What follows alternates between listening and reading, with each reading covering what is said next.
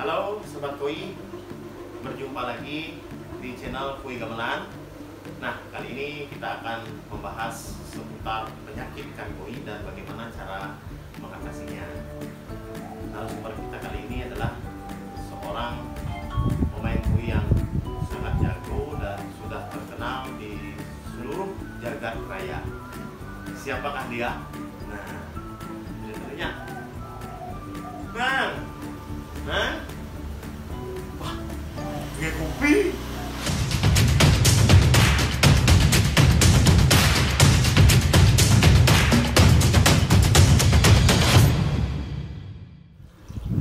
Oke sobat, kita kembali lagi dengan narasumber kita, seorang artis koi, artis koi yang ada di Minggu. Siapa sih yang kenal Pak D Koi Minggu? Ya, sebelumnya nih saya sudah dibuatkan kopi Bali asli. Cek semua. Oke Pak D, kita ngobrol-ngobrol seputar penyakit minuman,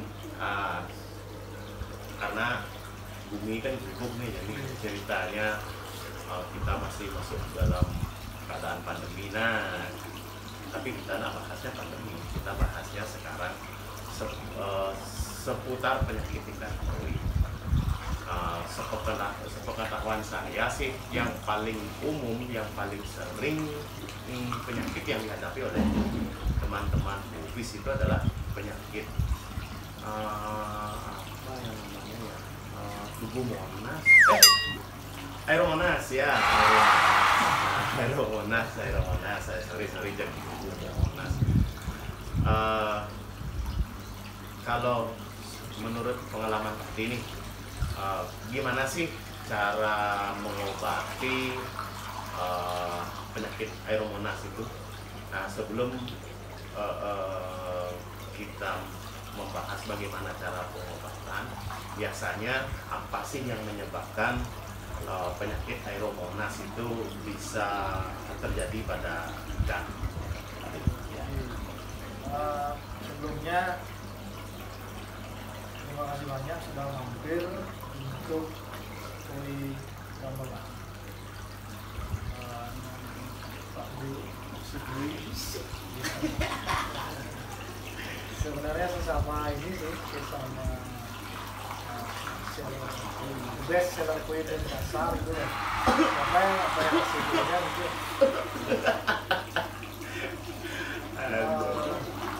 untuk penyakit kuenya sendiri itu faktornya banyak. Bisa dari faktor kualitas air sendiri, terus faktor cuaca juga bisa menyebabkan penyakit itu sendiri. Terus habitat koi yang mungkin terlalu banyak populasi yang ada. Terus kalau untuk antisipasinya sih biasanya kalau yang simpel paling kita filter di bersihkan setiap hari, atau mungkin kalau memang sistemnya bagus nanti bisa sampai 1 bulan. Terus untuk air sendiri disarankan dripping air 1 minggu sekali. Itu nanti untuk memperbaiki mineral air yang ada. Oh begitu ya, berarti dripping itu juga sangat diperlukan dalam kolam kita berarti ya, untuk mencegah terjadinya penyakit yang aeromonas tadi. Berarti artinya yang perlu memang kita perhatikan, selain memang habitatnya, kolam itu juga memang perlu kita maintenance dengan baik dan benar. Artinya dari segi filtrasi yang memang harus sesuai dengan kapasitasnya, ukuran kolam berapa, filternya berapa, dan walaupun juga filtrasinya juga sudah bagus, tapi tetap juga harus kita bersihkan, kan intinya begitu berarti tadi ya. Terus lanjut sekarang setelah kita apa namanya artinya mengantisipasi. Nah, kalau sudah semua juga kita lakukan, tetap juga ada ikan yang mengalami fenomena seperti tadi itu. Mungkin ciri-ciri fisiknya dari apa ya Pak De? Kalau ciri-ciri fisik ikan terkena aeromonas itu lebih ke color pertama. Kalau ikan akan tidak seperti ikan sehat pada umumnya. Untuk semua jenis ikan tadi, artinya walaupun dia polosan, berwarna cantik semua, dia lebih cenderung warnanya akan lebih menambah, atau mungkin lebih pucat isolasi. Terus nanti di sisi juga ada kayak lebam merah, itu yang terjadi pada beberapa ikan. Terus yang untuk jenis cagui atau mungkin tembaga, dia akan lebam hitam. Oh, lebam hitam ya. Dia sudah menjurus ke mana? Nanti diraba sisi itu cenderung kayak amplas kasar ya. Oh, permukaannya kasar berarti ya? Kasar ya, itu lepas diraba. Lebih speknya lagi sih, dia lebih ke kayak bengkak. Kalau dipencet nanti keluar cairan. Itu nakaknya sendiri. Kalau memang mau dipencet terus dikasih antibiotik, mungkin kayak stop bisa. Itu pengobatan yang simpel, mungkin masih bisa untuk ikan yang istilahnya masih fase awal, masih yang sedikit ada luka-lukanya. Kalau udah parah, disarankan untuk treatment lebih lanjut ke karantina. Oh, berarti kalau memang masih artinya belum parah lah, ya. Simpel deh gitu. Oh, berarti kita bisa mengobatinya, treatmentnya cukup di kolam berarti. Dengan ya yang dikatakan tadi antibiotik tadi seperti Lukastop atau ya apa ya obat-obat yang ya di rumah teman-teman sendiri. Berarti selain kondisi fisiknya seperti itu, apakah ada ciri lain lagi Pak De? Artinya seperti renang ikan, walaupun dia lebam, mungkin dia masih lincah atau gimana ya? Kalau aeromonas sendiri dia fisiknya rata-rata seperti ikan normal. Dia bisa masih dengan kondisi yang sehat, berenang bagus, masih lahap untuk makan, masih bisa. Itu dah kadang-kadang di sana kita perlu lebih teliti untuk melihat kasus yang ada. Artinya kita tidak bisa cuma melihat dari jarak jauh, kita harus memang angkat ikan itu sendiri, bisa bagus di tempat yang terang, sebenarnya ada ukur, ya, atau ember atau apa ya? Ya, seperti itu. Kita lebih intens bisa melihat ikan itu sendiri kena aeromonas atau tidak. Ya. Tuh teman-teman, itu sobat ben teman-teman ben. Artinya ketika kita menemukan suatu penampakan keanehan di kolam, artinya ikan kita kondisinya berubah seperti yang dikatakan Pak De tadi, warnanya memudar, geraknya agak mulai tidak selincah biasanya, ya cepat-cepat ambil serok kalian, serok ikannya, kita lihat, kita angkat dia ke bak yang teman-teman punya, sobat punya di rumah, angkat, kita amati dia secara menyeluruh untuk memastikan dia ini masuk ke fase yang mana.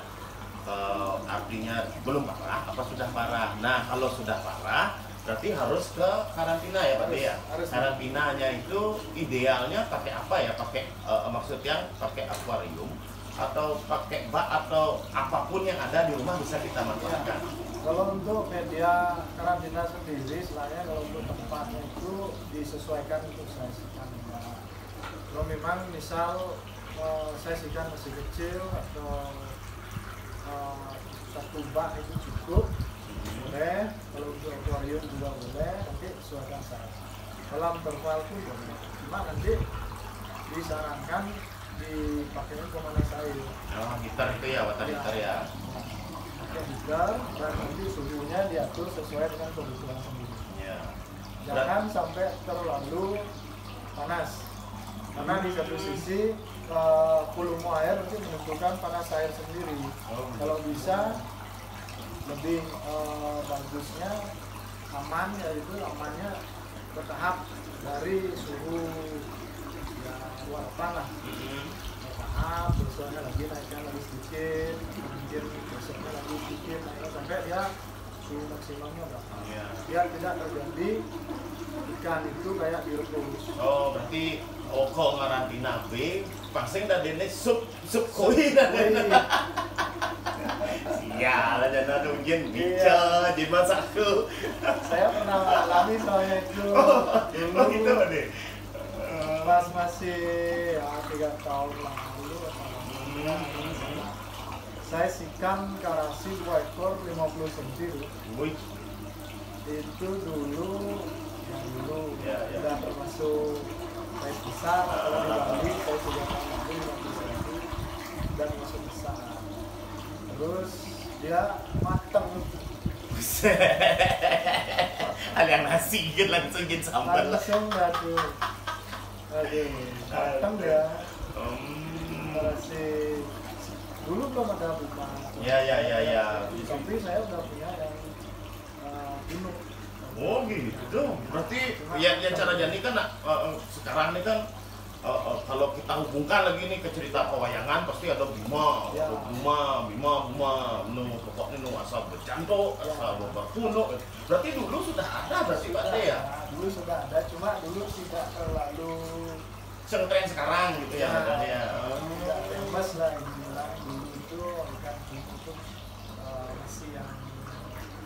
masih ikan bunuk gitu. Saya pernah dengar dulu nih katanya ikan unuk itu justru dibilang ikan cacat, bener nggak ya? Dulu sih pernah saya dengar. Orang diminati lah. Iya. Ya, dulu yang dicari itu kepalanya lebih ke kepala yang kayak apa namanya? Kayak torpedo. Bentuknya kayak torpedo. Ikan pun seperti itu, kayak torpedo. Mungkin nggak ada dulu. Begitu. Kalau punuk kan sekarang kemis. Saya pun senang ya. Terus terang aja saya senang ya ikan punuk. Iya. Ini memang dari tahun ke tahun tren koi sendiri mengalami perubahan. Iya. Kita kan kiblatnya ada di Jepang. Di Jepang apa yang di sana lagi booming pasti kita menganggap itu yang memang Tolak ukur lah ya. yes, artinya kita kiblatnya kan dari sana. Wajarlah kita bilang apa yang di sana dibilang bagus, kita bilang bagus karena memang koi itu sendiri kan asalnya memang dari negara artinya awit tadi yang mulai di Jepang gitu ya. Koi ya orang jak betara yang guru itu ya kita tuh pas ya benar sih. Artinya dia punya ini sendiri trend sektor lah. Iya. Oke, lanjut ke karantina supan. Ingat itu ya, teman-teman jangan sampai kepanasan ya, terlalu panas ya.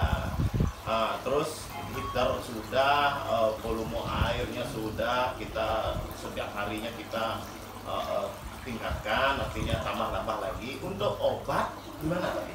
Ya, kalau obat sendiri yang dihindari adalah garam ikan.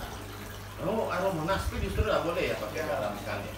Justru tidak dianjurkan memakai garam ikan. Kalau terus untuk obatnya sendiri banyak ada penyebab. Bisa Lokasno, bisa biotis, bisa dengan pusat itu sendiri bisa. Nanti konsentrat itu pusat, jangan pusat yang dicampur sama orang. Oh, pusat yang saset itu ya? Saset konsentrat itu lebih. Kalau saya sih ada juga baca-baca di grup-grup teman-teman di luar Bali, bahkan di Bali ada yang menggunakan amoxicillin. Itu gimana ya Pak De ya? Kalau amoxicillin itu berarti kan yang tablet ya? Iya, yang tablet obat-obat kita loh, obat-obat manusia. Ya, bisa aja.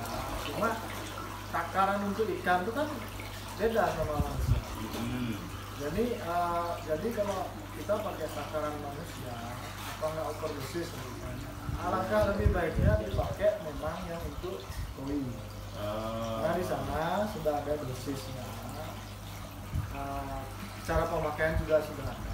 Jadi kita kan tinggal praktek saja langsung. Ya. Kalau amoxicillin, memang amoxicillin saya tahu dari lama dipakai untuk mengobati koi. Cuman itu kan istilahnya kayak kita tuh menekan.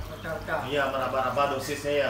Berapa kita pakai, 1 tablet atau setengah atau seperempat kan berarti belum ada ukurannya pasti ya.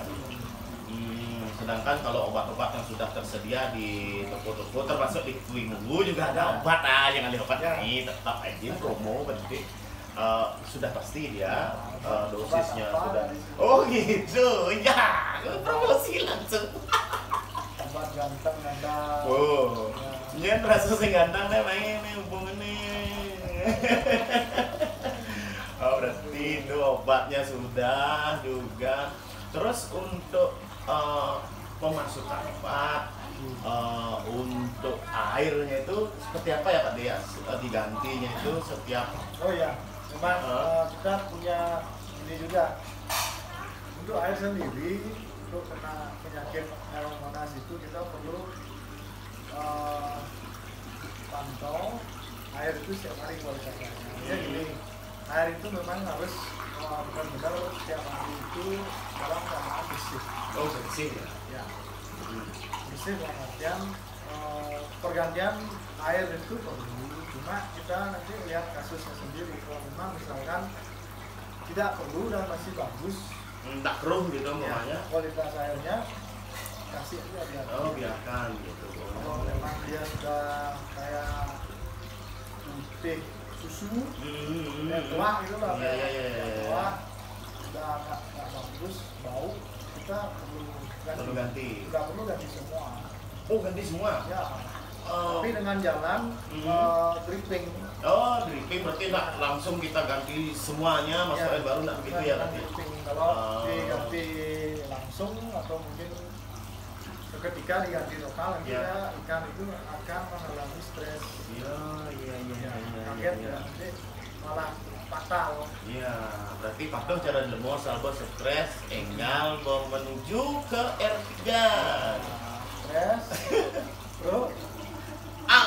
Ya, gitu. Oh, berarti itu ya air berarti kita harus pantau dia juga setiap hari kalau memang dia sudah keruh seperti tua aja. Yang apa namanya yang punya juga harus saya hari ini. Iya ini. Artinya gini. Yang punya ikan itu sendiri tidak stres harus di. Oh gitu. Ini antibody juga nih, antibody ini. Artinya itu air sudah, obatnya setiap hari kita isi Pak. Gini, kalau pergantian air pasti. Kalau pergantian air pasti diganti obat yang baru. Oh, setiap berganti air. Obat yang lama itu kan terbuang ya. Otomatis obatnya udah hilang. Jadi obat baru. Tapi kalau di dalam per dosis obat itu pasti lebih rendah. Kenapa? Karena memang volume airnya. Volume airnya. Jadi lebih irit sama obat. Iya. Kenapa dia sarankan oleh ikan sakit lebih baik karena untuk mengobati sendiri dia meminimais pemakaian obat. Karena harga obat itu pun juga harganya sudah lumayan. Artinya seperti itu. Kalau dipakai di karantina kolam, otomatis obat juga menghabiskannya banyak. Ya, itu tips dan trik itu. Ya, itu dia sih lengkap teman-teman deh. Tips dan triknya seperti itu teman-teman. Sobat, artinya ketika ikan kalian bermasalah, sebaiknya untuk meminimalisasi pengeluaran ya kita disarankan masuk ke tempat karantina karena di sana pasti akan lebih meminimalisasi meminimalisasi pengeluaran untuk obatnya begitu. Oh ternyata tadi itu kode B-nya sudah lapar karena ini jamnya sudah jam dinner ya, jamnya dinner. Oke, setelah obat sudah, setelah air sudah, ciri-ciri ikannya juga sudah. Nah, sekarang pencegahannya juga sudah tadi kan, artinya kita rawat kolam itu yang cara nak orang di forum-forum itu rawatlah air, jangan sekedar ikan. Ya seperti itu. Mungkin ada hal lain nggak Pak D yang bisa dilakukan oleh sobat koi kita untuk menjaga imun, menjaga imun caranya nih, menjaga imun ikan itu supaya apa namanya ya, supaya dia tetap sehat. Yang saya juga lihat-lihat ada yang seperti yang dilakukan oleh Chef Koirudin kalau nggak salah, itu bumbu pepes katanya. Nah, bumbu bakso genap sih tahu. Oh, gitu, tak. Nah, itu kan nggak tahu juga saya, mungkin pengalaman Pak D, tapi ada juga teman-teman yang menggunakan bawang putih atau apa. Mungkin dari Pak D yang pernah dilakukan di kolamnya untuk dicampur apa namanya pakan dicampur apa untuk meningkatkan imun dari ikan itu. Ya. Kalau treatmentnya sendiri, kalau di koi bungunya pakai red budok setiap 1 minggu sekali. Oh, berarti Pak D Munggu ini tidak pernah menggunakan bahan-bahan alami ya Pak D ya? Dulu pernah apply di bawang putih pernah. Cuma kan balik lagi ke usernya, artinya cepat nggak dia? Ya, karena itu butuh waktu ya, menyiapkan bawang merah, bawang putih itu di blender dan sebagainya. Oh, berarti cara taktis lagi ini pakai red budok berarti ya? Itu kan perawatan air, artinya gitu. Kita melihara koi sebenarnya melihara air. Itu memang benar. Oh, benar ya. Memang benar terjadi seperti itu. Ya, kalau satu saat kondisi air buruk, ikan pasti nanti jatuhnya pasti sakit ya. Oh, iya. Kalau memang air sudah kualitas bagus, artinya jauh dari bakteri. Bakteri anak baik ya, bakteri anak baik. Bakteri atau mungkin amonia apa nanti, karena kita kan pasti ada dominan melihara ikan tuh pengen ikan cepat gede. Iya. Dan porsi makannya sendiri pasti porsinya juga lebih ekstra. Ya. Jadi yang terjadi nanti kalau tidak bagus sistem filternya sendiri, lebih ke timbulnya amonia itu sendiri. Oh. Bakteri. Berarti ya seperti yang umum itu bom amonia itu ya Pak D ya, mungkin ya, maksudnya ketika kita nge-push bahkan filter kita tidak memadai, jadi amonia itu akan meracuni dia ya, meracuni kan ya. Untuk antisipasi itu sendiri ya kita pakai obat-obatan yang ada seperti Redudok atau bisa gitu. Bisa gitu. Atau mungkin yang lain teman-teman punya sih. Iya. Treatmentnya itu? Artinya sedia payung sebelum ya. Ya, nah itu penting itu sobat. Jangan sampai ikan sakit dulu baru nyari obat. Iya, cara raga udah gelam malu baru ke dokter, jadi kan caranya pangsing gelam ya. Itu. Berarti perawat antisipasi supaya ikan kita itu tetap fit, sehat dan bugar itu adalah salah satunya dengan mentreatment kolam dengan red budok. Berarti terus untuk pengisian red budok itu seperti apa Pak D? Artinya dosisnya 1 minggu sekali, dosisnya berapa, atau sebulan atau 2 bulan atau seperti apa? Dosis untuk red budok dia 1 botol itu untuk 1000 liter. Terus untuk pemakaiannya bisa di 1 minggu sekali. Oh, 1 minggu sekali ya? Atau mungkin maksimumnya lah 1 bulan sekali lah. Ya. Harus masuk. Itu untuk pencegahan sendiri. Nah, hai sobat, kita dari lokasi yang berbeda karena tadi Pak Dimu sangat sibuk dengan customernya yang berdatangan silih berganti, jadi kita undur diri pamit dulu dari sana. Jadi demikian bahasan kita kali ini tentang